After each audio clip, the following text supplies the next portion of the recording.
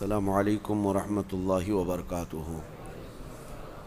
الحمد للہ وکفا وسلام علی حبیبہ المصطفیٰ، اما بعد فاعوذ باللہ من الشیطان الرجیم، بسم اللہ الرحمن الرحیم۔ ان اللہ وملائکتہ یصلون علی النبی یا ایہا الذین آمنوا صلوا علیہ وسلموا تسلیما۔ اللہم صل علی سیدنا محمد معدن الجود والکرم وآلہ واصحابہ الکرام وابنہ الکریم وبارک وسلم صلاۃ دائمۃ سرمدا ابدا۔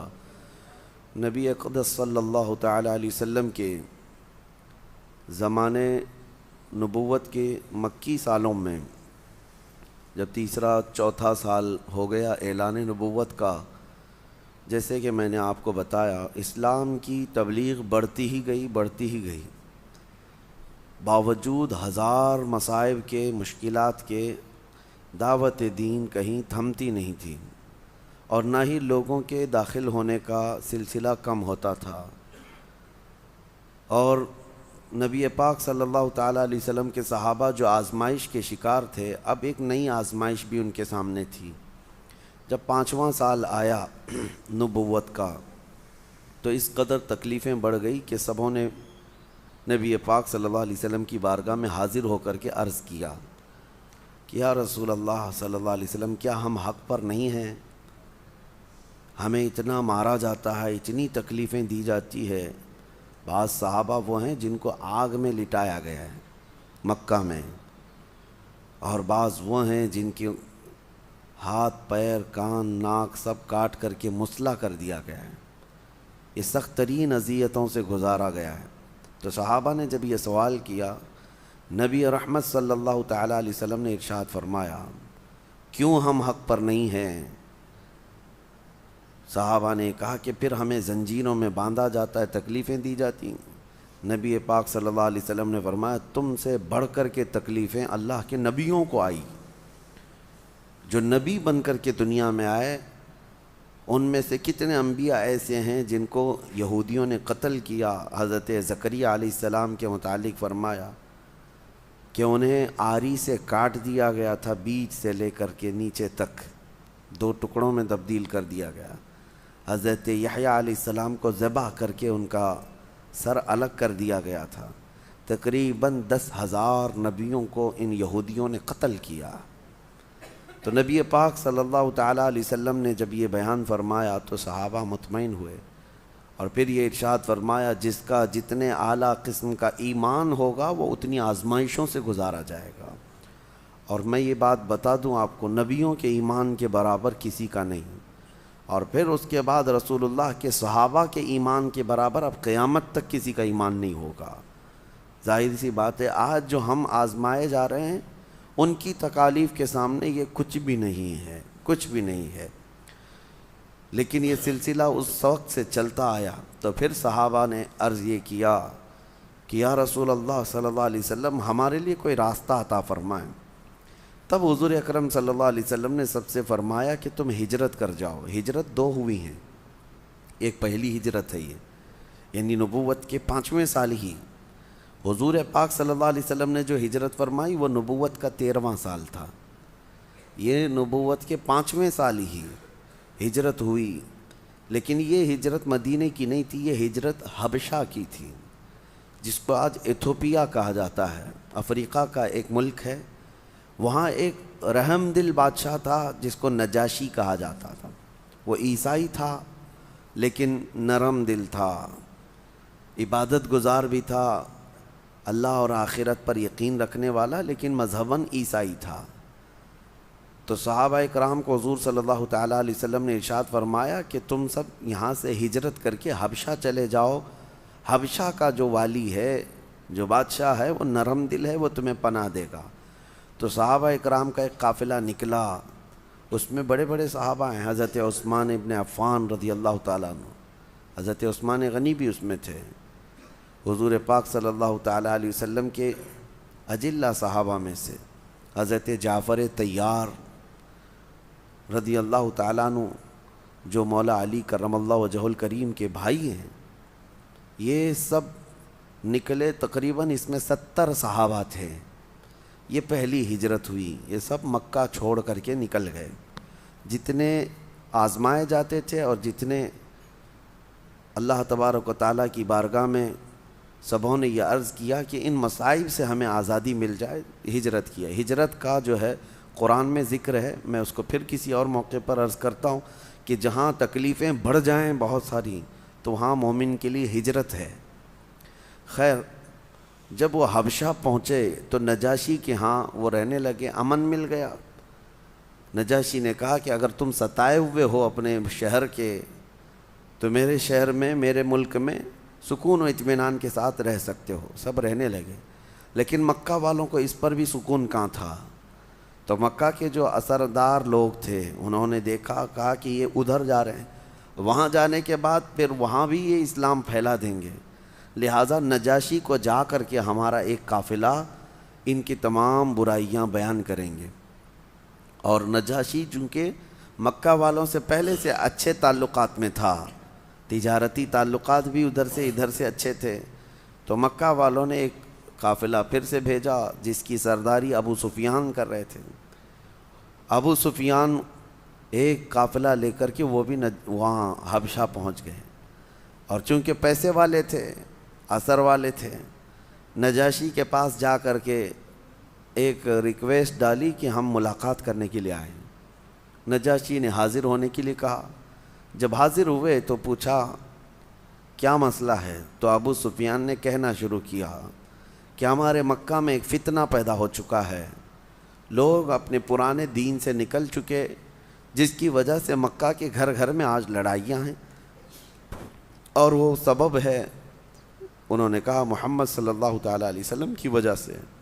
اور ہمارے شہر سے کچھ لوگ بھاگ کر کے آپ کے وطن میں آئے ہیں پناہ لینے کے لیے, اور آپ نے ان کو پناہ دے دیا ہے. وہ ہمارے دین سے نکلے ہوئے ہیں, جیسے آج کہتے ہیں نا دیش دروہی, دھرم ویرودھی, یہ تمام الفاظ اس وقت بھی تھے. یہ ہمارے ویرودھی لوگ ہیں, وطن چھوڑے ہوئے لوگ ہیں, لہذا ان کو آپ اپنے وطن میں رہنے کی کوئی اجازت نہ دیجیے. نجاشی انصاف پسند تھا, ابو سفیان سے بہت اچھے گہرے تعلقات تھے. کہا اچھی بات ہے, لیکن وہ لوگ آئے ہیں تو میں ان سے مل لیتا ہوں. تو پھر جو مسلمان صحابہ وہاں پر تھے, نجاشی نے ان کو اپنے دربار میں طلب کیا کہ جو نئے یہاں پر رہنے کے لیے آئے ہیں وہ ہمارے پاس آئیں. صحابہ آگے آئے ہیں. پھر ان میں سے ایک صحابی کو اپنا وکیل بنا کر کے سبوں نے آگے بڑھا دیا. وہ حضرت جعفر طیار تھے, مولا علی کرم اللہ وجہہ الکریم کے سگے بھائی ہیں.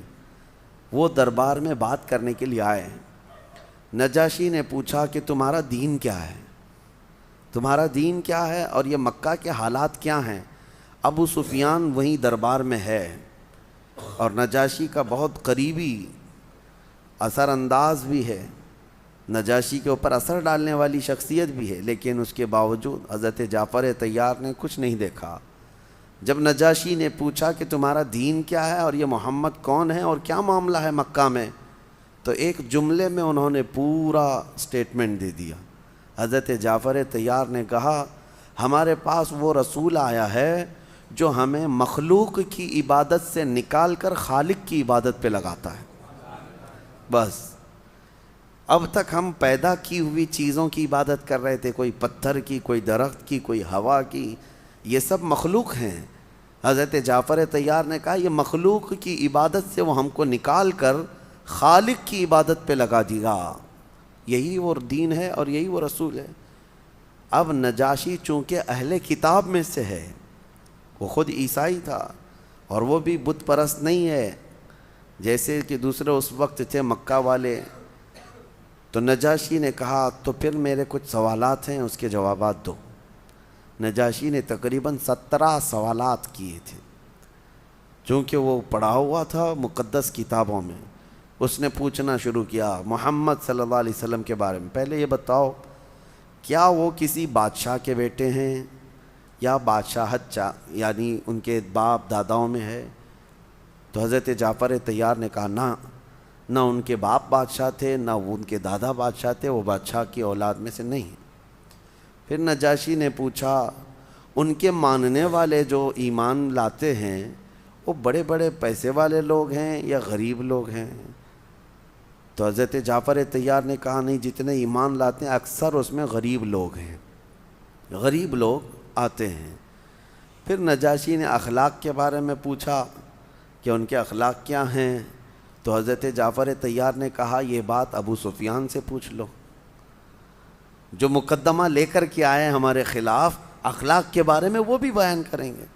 ابو سفیان دربار میں ہے، نجاشی نے پوچھا یہ جو کہہ رہے ہیں صحیح ہے یا نہیں؟ ابو سفیان یہ خود روایت کرتے ہیں، یہ بعد میں ایمان لائے، وہ کہتے ہیں میرے دل میں خیال تھا میں چاہوں تو مسالہ لگا کر جھوٹ بول دوں نجاشی کے دربار میں، لیکن اتنے صحابہ وہاں پر تھے، یہ مکہ سے آئے ہوئے، میں سب کے سامنے جھوٹا قرار پاتا، اس لیے بول نہیں سکا، محمد کے بارے میں کچھ بھی نہیں بول سکا۔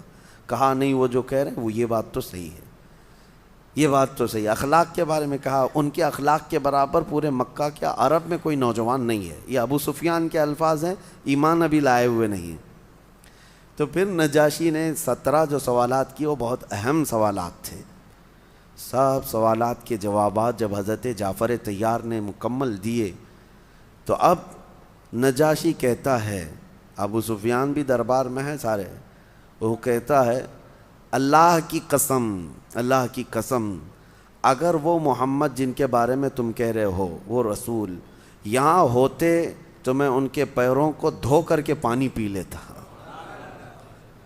یہ نجاشی نے کہا کیونکہ وہ آخری رسول ہے، وہ آخری رسول ہیں، اور جتنے سوالات میں نے کیے یہ سب میرے مقدس کتابوں میں علامات بتائی گئی ہیں کہ وہ آخری رسول، وہ بادشاہوں کی اولاد میں سے نہیں ہوں گے، نہ ہی وہ بادشاہت کی طلب کریں گے، ان کے ماننے والے غریب صحابہ ہوں گے شروعات میں، کہ وہ اسلام غریبوں سے ہی شروع ہوگا اور غریبوں میں ختم ہو جائے گا۔ یہ تمام علامات پہلے سے تھیں۔ اس نے یہ بھی پوچھا تھا کیا وہ صدقہ لیتے ہیں؟ کہا نہیں صدقہ نہیں لیتے۔ ہدیہ لیتے ہیں؟ ہاں ہدیہ لیتے ہیں۔ سب علامتیں جب فٹ ہو گئیں تو نجاشی نے صرف اتنا ہی نہیں کہا کہ وہ ان کے قدموں کو دھو کر پی لوں، بلکہ پھر اعلاناً یہ کہا کہ اے لوگو تم گواہ ہو جاؤ میں اس رسول پر ایمان لاتا ہوں۔ نجاشی جو وقت کا بادشاہ تھا، والی حبشہ تھا، غائبانہ طور پر وہ ایمان بھی لے آئے، اور اس کے بعد ابو سفیان بغیر کسی حصول کے واپس مکہ شرمندگی کے ساتھ آئے۔ مکہ والوں سے آ کر کہا، مکہ والوں نے پوچھا کیا ہوا؟ کہا محمد کا جادو تو وہاں بھی چل گیا۔ نعوذ باللہ من ذالک، یہ آج بھی اسی بات پر اڑے ہوئے رہتے ہیں کہ جہاں کہیں حقانیت ظاہر ہو جائے ان کو لگتا ہے یہاں پہ بھی جادو چل رہا ہے، وہاں پہ بھی جادو چل رہا ہے۔ بہرحال پھر نجاشی وہ ایسے مومن کہ ان کا انتقال ہوا، لیکن حضور صلی اللہ علیہ وسلم سے ان کی ملاقات کبھی نہیں ہوئی۔ صحابہ کے دور میں تھے، حضور کے دور میں رہے، لیکن نبی پاک صلی اللہ تعالیٰ علیہ وسلم سے ملاقات نہیں ہوئی، لہٰذا ان کو صحابہ میں نہیں شامل کیا گیا۔ صحابی نہیں ہے لیکن مقام بہت بلند ہے، جیسے حضرت اویس قرنی، حضرت اویس قرنی کا مقام ہے کہ حضور کے دور میں رہے لیکن رسول پاک سے ملاقات نہیں ہوئی۔ اسی طرح حضرت نجاشی انتقال ہوا، اس سے بڑی فضیلت کیا ہے کہ نبی پاک صلی اللہ تعالیٰ علیہ وسلم نے نماز جنازہ غائبانہ طور پر وہیں سے ادا فرمائی۔ جب نجاشی کا انتقال ہوا، نبی پاک صلی اللہ تعالیٰ علیہ وسلم نے اپنے ہی وطن میں غائبانہ ان کی نماز جنازہ بھی ادا کی۔ اس کے بعد یہ جو حبشہ کی ہجرت ہوئی تھی، یہ صحابہ مسلسل وہیں رہے۔ اس وقت تک جب نبی پاک صلی اللہ تعالیٰ علیہ وسلم مدینہ ہجرت کر کے گئے تو پھر وہ صحابہ ہجرت کر کے واپس مدینہ تشریف لائے۔ جو حبشہ گئی ہوئی جماعت تھی وہ پھر سے دوسری ہجرت کر کے، تو ان کو جو ہے 2 ہجرتوں والے صحابہ کہا جاتا ہے۔ تو یہ مکہ مکرمہ کی اذیتیں اور تکلیفیں جو ہوئیں، 5واں سال تھا۔ اب جب 7واں سال ہوا نبوت کا، اس وقت جو ہے میں ابھی وہ تبلیغ اسلام کے طرق کے اوپر نہیں آیا کہ ہر سال کس طرح صحابہ ایمان لاتے رہے، یعنی لوگ اسلام میں داخل ہوتے۔ مدینہ طیبہ سے لوگ آتے تھے، پہلے 12 لوگ آئے، حضور پاک صلی اللہ تعالیٰ علیہ وسلم پر وہ ایمان لائے، پھر 70 کی جماعت آئی، پھر وہ سب کے سب ایمان لائے۔ واپس مدینے گئے، وہاں مدینے میں گھر گھر میں لوگوں کو دعوت دی۔ مدینے میں آلریڈی اسلام پھیل چکا تھا، لیکن نبی پاک صلی اللہ علیہ وسلم ابھی مدینے گئے نہیں تھے، مکہ ہی میں تھے۔ اسی دوران پھر مکہ والوں نے، دیکھیں ظلم کی ایک حد ہوتی ہے، ایک لمٹ ہوتی ہے، انہوں نے ہر لمٹ کراس کر دی تھی۔ پھر وہ وقت آیا کہ جب سارے لوگوں نے مل کر کے مکہ میں حضور صلی اللہ تعالیٰ علیہ وسلم اور ان کے خاندان پر ایسی پابندی لگا دی، سوشل بائیکاٹ کر دیا۔ اعلان ہو گیا تھا مکہ میں کہ محمد صلی اللہ علیہ وسلم اور ان کے گھر والوں کے ساتھ، جس میں ابو طالب تھے، جناب ابو طالب اور ان کے سارے خاندان والوں کے ساتھ کوئی میل جول نہیں رکھے گا، کوئی کھانا پانی ادھر سے ادھر نہیں کرے گا، ان سے کوئی لین دین نہیں ہوگا، نہ تجارت ہوگی، کچھ نہیں۔ یہ بائیکاٹ ایسا تھا کہ ایک گھاٹی ہے جس کو شعب ابی طالب کہا جاتا ہے مکہ میں، اس گھاٹی میں وہ محصور ہو گئے تھے۔ نبی پاک صلی اللہ علیہ وسلم، کھانے پینے کی چیزوں کی قلت اتنی بڑھ گئی تھی کہ رسول پاک صلی اللہ تعالیٰ علیہ وسلم ان ایام میں پتے کھاتے رہے، درختوں کے پتے کھاتے رہے اور چمڑے کو ابال کر کے اسی کو کھا لیا جاتا تھا۔ یہ ایام تقریباً 3 سال تک چلے۔ خود وہ مکہ والوں کو رحم آ گیا تھا، انہوں نے بیٹھ کر کے سارے لوگوں نے یہ میٹنگ کی کہ ہم لوگوں نے بہت زیادہ ان کے اوپر سختیاں کی ہیں کہ ہماری خاندان کے لوگ ہیں، قریش کے لوگ ہیں، اور وہ بھی والی کعبہ کے خاندان سے ہیں، متولی کعبہ کے خاندان سے ہیں۔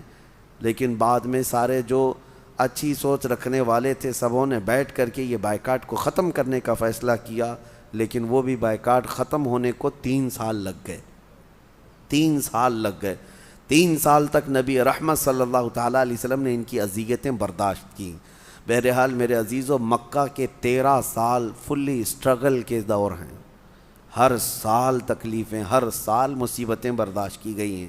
آج لوگ یہ کہتے ہیں حالات خراب ہیں، ایسے ہیں ویسے ہیں، بلکہ تم تو بہت مزے سے سو رہے ہو، بہت مزے سے کھا رہے ہو، اللہ تعالیٰ نے ہر نعمت تمہارے سامنے آسانی سے رکھی ہے۔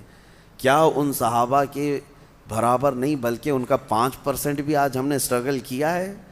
کون روکتا ہے ہمیں مسجد آنے سے؟ کون روکتا ہے ہمیں حق بات کرنے سے آج؟ لیکن لوگ ایک گانا گاتے رہتے ہیں، عادت سی ہو گئی ہے کہ ظالموں کی حکومت ہے، آزادی نہیں ہے، فلاں ہے، یہ سب ہیلے بہانے ہیں۔ بہرحال اکا دکا جو وارداتیں ہوتی ہیں، تکالیف ہوتی ہیں، یہ ہم سب کے لیے عبرت ہے، ہم سب کے لیے عبرت ہے۔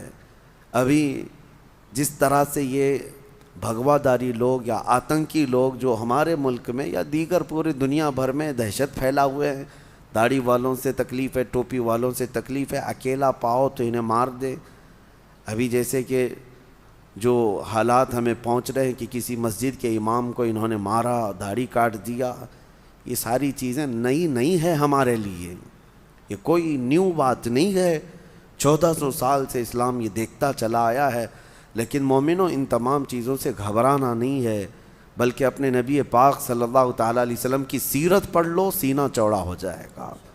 اور ہمیشہ میں یہ کہتا ہوں میرے عزیزو، اس کو لوگ آپشنلی سمجھتے ہیں، حضور کی سیرت، یہ کوئی میں کہانی نہیں سنا رہا، یہ کہانی نہیں سنا رہا، یہ قرآن کا حکم ہے۔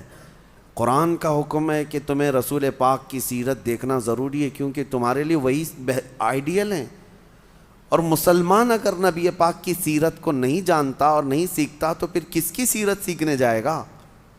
کس کے اخلاق سیکھے گا؟ تو سیرت مصطفیٰ صلی اللہ تعالیٰ علیہ وسلم کو جاننا ہر مسلمان کے لیے ضروری ہے، ہر مسلمان کے لیے۔ بغیر اس کے اس کا اسلام پہ عمل ہو ہی نہیں پائے گا۔ مجھے بتاؤ، تم نماز پڑھتے ہو، آج اللہ کا حکم ہے، لیکن کھڑے ہوتے ہو، ہاتھ اٹھاتے ہو، باندھتے ہو، رکوع میں جاتے ہو، سجدے میں جاتے ہو، یہ طریقہ قرآن میں کہاں ہے؟ کہاں ہے قرآن میں؟ اللہ نے فرمایا اقیموا الصلاۃ، تم نماز قائم کرو، لیکن تمہیں نماز قائم کرنا کیسے ہے یہ سیرت مصطفیٰ سے پتہ چلے گا۔ یہ میرے آقا کی سیرت پڑھنی پڑے گی کہ میرے آقا ایسے کھڑے ہوتے، ایسے جھکتے، ایسے سجدے میں جاتے۔ تو نبی پاک صلی اللہ علیہ وسلم کی سیرت کو ہٹاؤ تو دین کھوکھلا ہے، دین میں پھر کچھ نہیں رہے گا۔